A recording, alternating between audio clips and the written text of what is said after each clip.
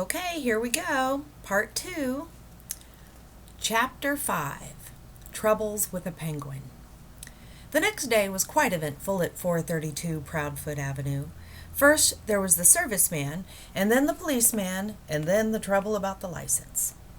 Captain Cook was in the children's room, watching Janie and Bill put together a jigsaw puzzle on the floor. He was very good about not disturbing the pieces after Bill had spanked him for eating one. He did not hear the refrigerator serviceman come to the back door. Mrs. Popper had gone marketing for canned shrimps for the Penguin, so that Mr. Popper was alone in the kitchen to explain to the serviceman what he wanted done to the refrigerator. The serviceman put his tool bag down on the kitchen floor, looked at the refrigerator, then at Mr. Popper, who, to tell you the truth, had not shaved yet and was not very tidy. "Mister," he said, "you don't need no ventilating holes in that there door." "In my icebox, and I want some holes bored in the door," said Mr. Popper. They argued about it for quite a while. Mr. Popper knew that to get the serviceman to do what he wanted, all he had to do was to explain that he was going to keep a live penguin in the icebox and that he wanted to keep his pet to have plenty of fresh air, even though the door was closed all night. He felt a little stubborn about explaining, however. He didn't want to discuss Captain Cook with this unsympathetic serviceman who was already staring at Mr. Popper as if he thought Mr. Popper was not quite right in the head. "Come on, do what I said," said Mr. Popper. "I'm paying you for what?" "With what?" asked the serviceman. Mr. Popper gave him a $5 bill. It made him a little sad to think how many beans it would have brought for Mrs. Popper and the children. The serviceman examined the bill carefully, as if he didn't trust Mr. Popper too much. But at last he put it in his pocket, took a drill from his tool bag, and made 5 small holes in a neat pattern on the refrigerator door. "Now," said Mr. Popper, "don't get up. Wait a minute, there is one more thing." "Now what?"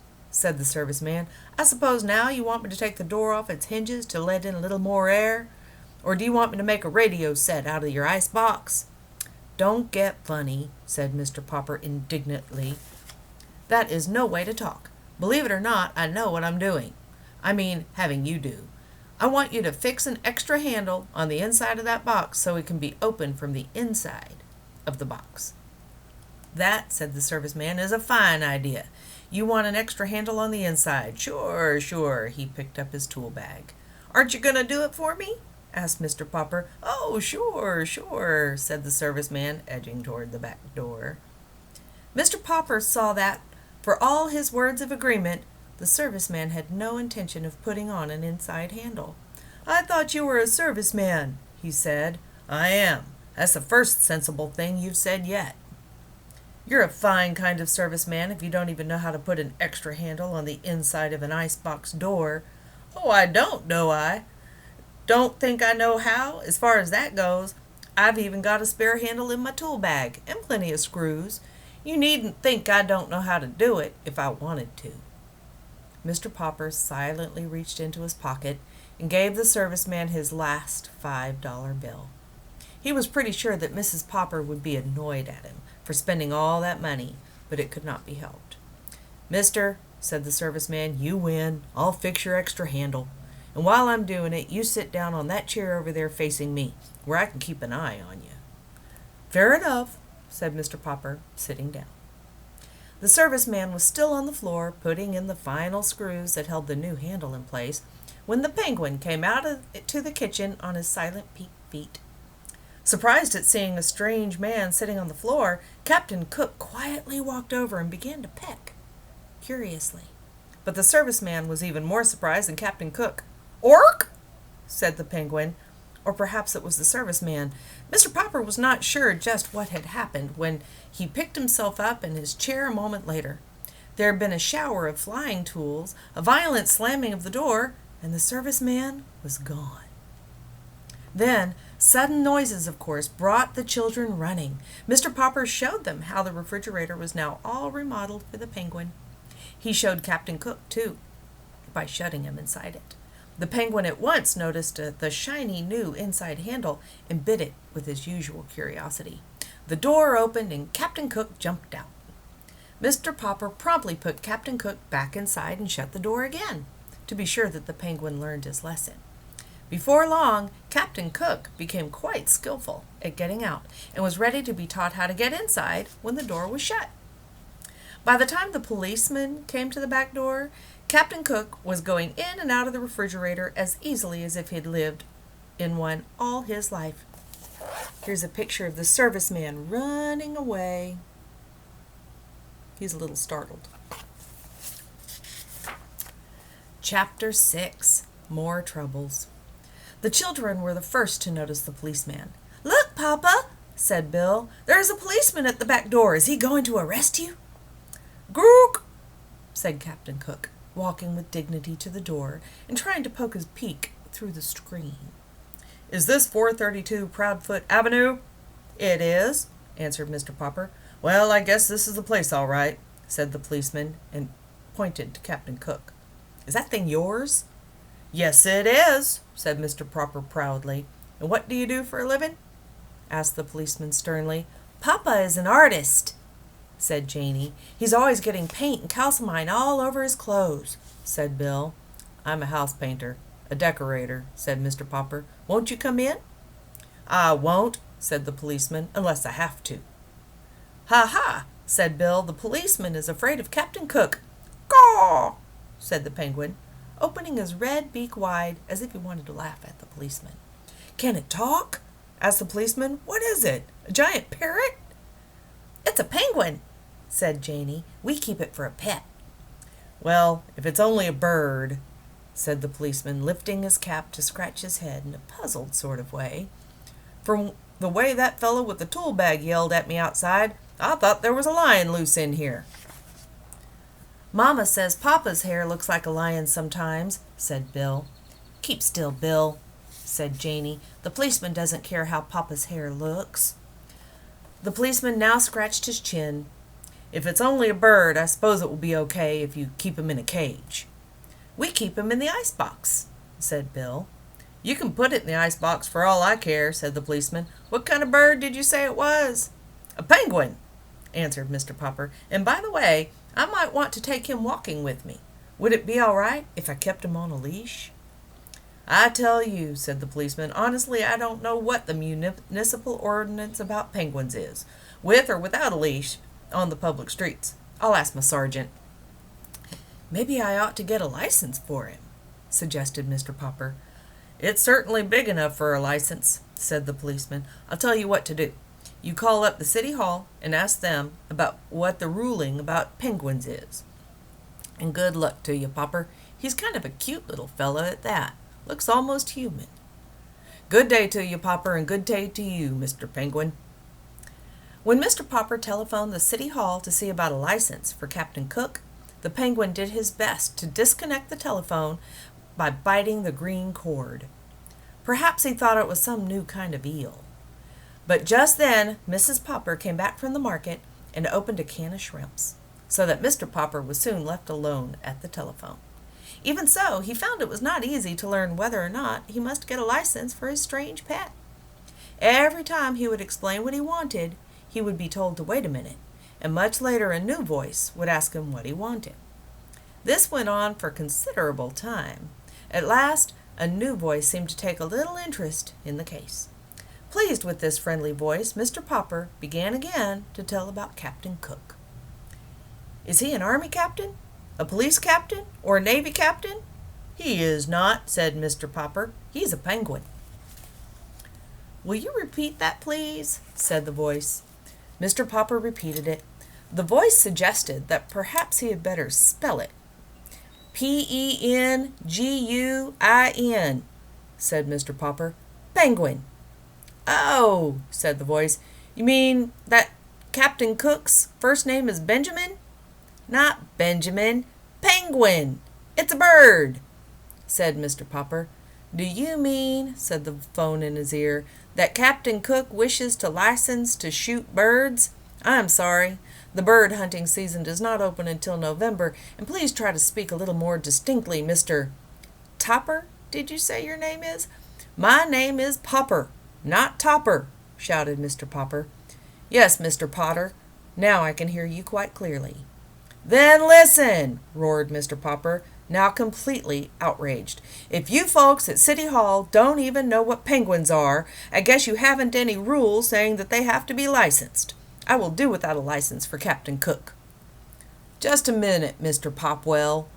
Our own Mr. Treadbottom of the Bureau of Navigation of Lakes, Rivers, Ponds, and Streams has just come in. I will let you speak to him personally. Perhaps he knows this Benjamin Cook of yours." In a moment, a new voice was speaking to Mr. Popper. "Good morning. This is Automobile License Bureau. Did you have this same car last year, and if so, what was the license number?"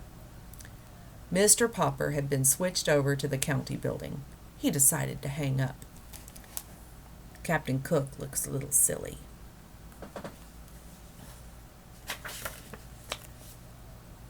Chapter 7.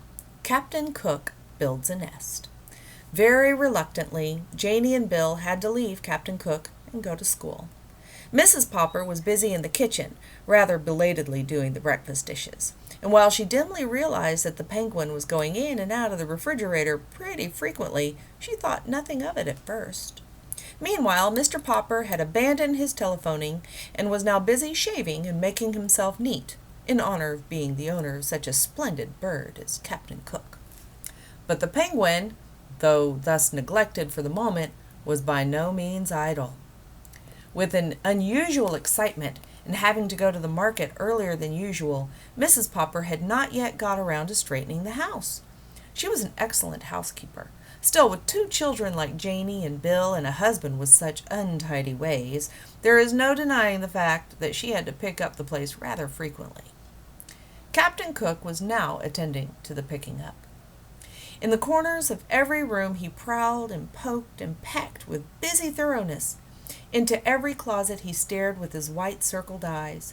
Under and behind all the furniture he crowded his plump figure with little subdued cries of curiosity, surprise, and pleasure.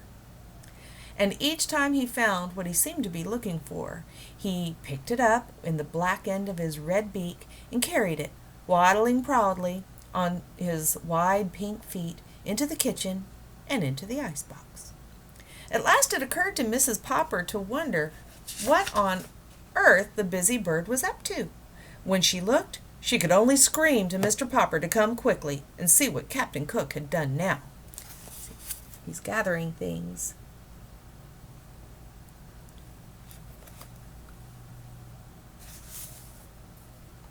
Mr. Popper, himself looking rather remarkable, as Mrs. Popper noticed later, joined her in staring with astonishment into the refrigerator. Captain Cook came up too and helped them look. "Ork? Ork?" he said with triumph. Mrs. Popper laughed, and Mr. Popper gasped as they saw the results of Captain Cook's trips through the house.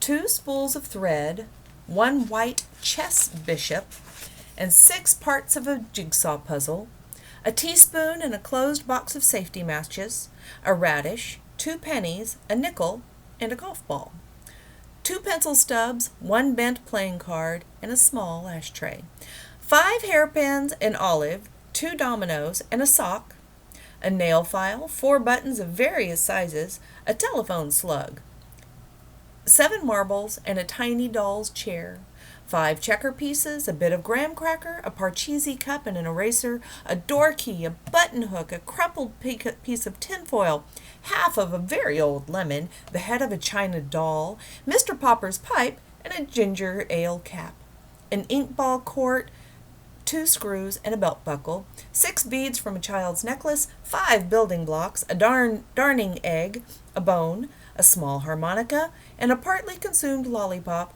2 toothpaste lids, and a small red notebook. "I guess this is what you would call the rookery," said Mr. Popper, "only he couldn't find any stones to build his nest with." "Well," said Mrs. Popper, "those penguins may have heathen ways at the South Pole, but I declare I think this one is going to be quite a help around the house." "Ork?" said Captain Cook, and strutting into the living room, he knocked over the best lamp. "I think, Papa," said Mrs. Popper, "that you had better take Captain Cook outside for a little exercise. Good gracious, but you're all dressed up. Why, you look almost like a penguin yourself." Mr. Popper had smoothed down his hair and shaved off his whiskers. Never again would Mrs. Popper have to reproach him for looking as wild as a lion. He had put on a white shirt with a white tie and a white flannel trousers and a pair of bright tan oxblood shoes. He had got out the cedar chest, his old black evening tailcoat that he had been married in, and brushed it carefully and put it on too. He did indeed look a little like a penguin. He turned and strutted like one now, for Mrs. Popper. But he did not forget his duty to Captain Cook. "Can I have a few yards of clothesline, please, Mamma?" asked Mr. Popper. Chapter 8. Penguin's Promenade. Mr. Popper soon found that it was not so easy to take a penguin for a stroll. Captain Cook did not care at first for the idea of being put on a leash. However, Mr. Popper was firm. He tied one end of the clothesline to the penguin's fat throat and the other to his own wrist. "Ork!" said Captain Cook indignantly. Still, he was a very reasonable sort of bird, and when he saw that protesting did him no good, he recovered his customary dignity and decided to let Mr. Popper lead him. Mr. Popper put on his best Sunday derby and opened the front door with Captain Cook waddling graciously beside him. "Caw!" said the penguin, stopping at the edge of the porch to look down at the steps. Mr. Popper gave him plenty of clothesline leash. "Gook!" said Captain Cook, and raising his flippers, he leaned forward bravely and tobogganed down the steps on his stomach. Mr. Popper followed, though not in the same way. Captain Cook quickly got up on his feet again and strutted to the street ahead of Mr. Popper, with many quick turns of his head and pleased comments on the new scene. Down Proudfoot Avenue came a neighbor of the Poppers, Mrs. Callahan, with her arms full of groceries.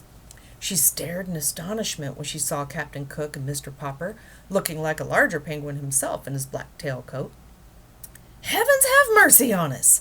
she exclaimed as the bird began to investigate the striped stockings under her house dress. "It isn't an owl, and it isn't a goose." "It isn't," said Mr. Popper, tipping his Sunday derby. "He's an Antarctic penguin, Mrs. Callahan." And here's Mrs. Callahan meeting Captain Cook and Mr. Popper. "Get away from me," said Mrs. Callahan to Captain Cook. "An anteater, is it?" "And not anteater," explained Mr. Popper. "Antarctic. It was sent to me from the South Pole." "Take your South Pole goose away from me at once," said Mrs. Callahan. Mr. Popper pulled obediently at the clothesline, while Captain Cook took a parting peck at Mrs. Callahan's striped stockings. "Heaven preserve us," said Mrs. Callahan. "I must stop in and see Mrs. Popper at once. I would never have believed it. I will be going now." "So will I," said Mr. Popper, as Captain Cook dragged him off down the street. Their next stop was at the drugstore, at the corner of Proudfoot Avenue and Main Street.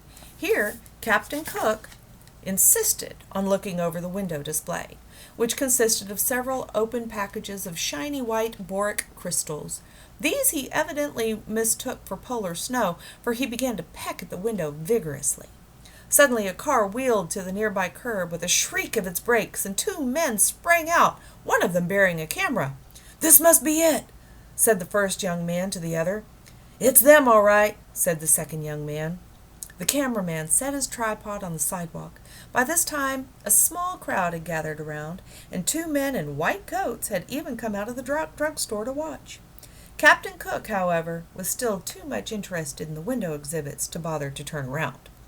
"You're Mr. Popper of 432 Proudfoot Avenue, aren't you?"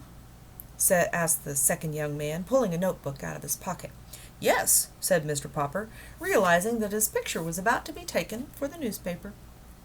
The two young men had, as a matter of fact, heard about the strange bird from the policeman, and had been on their way to the Popper house to get an interview when they saw Captain Cook. "Hey, Pelican, turn around and see the pretty birdie," said the photographer. "That's no pelican," said the other, who was a reporter. "Pelicans have a pouch in their bills." "I think it was a dodo, only dodos are extinct. This will make an elegant picture if I can ever get her to turn around." "It's a penguin," said Mr. Popper proudly, "and its name is Captain Cook." "Gook!"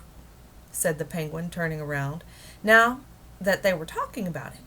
Spying the camera tripod, he walked over and examined it. probably thinks it's a three-legged stork," said the photographer. "This bird of yours," said the reporter, "is it a he or a she? The public will want to know." Mr. Popper hesitated. "Well, I call it Captain Cook." "That makes it a he," said the reporter, writing rapidly in his notebook. Still curious, Captain Cook started walking round and around the tripod, till the clothesline, the penguin, Mr. Popper, and the tripod were all tangled up. All tangled up. At the advice of one of the bystanders, the tangle was finally straightened out by Mr. Popper's walking around the tripod 3 times in the opposite direction. At last, Captain Cook, standing still beside Popper, consented to pose. Mr. Popper straightened his tie, and the cameraman snapped the picture. Captain Cook shut his eyes, and this is the way his picture appeared later in all the newspapers. "One last question," said the reporter. "Where did you get your strange pet?" "From Admiral Drake, the South Pole explorer. He sent him to me for a present." "Yeah," said the reporter. "Anyway, it's a good story." The 2 young men jumped into their car. Mr. Popper and Captain Cook continued their walk, with quite a crowd following and asking questions. The crowd was getting so thick that in order to escape, Mr. Popper led Captain Cook into the barber shop. The man who kept the barber shop had, up to this time, been a very good friend of Mr. Popper's. And we're going to stop there, and we'll continue with Chapter 9 next time.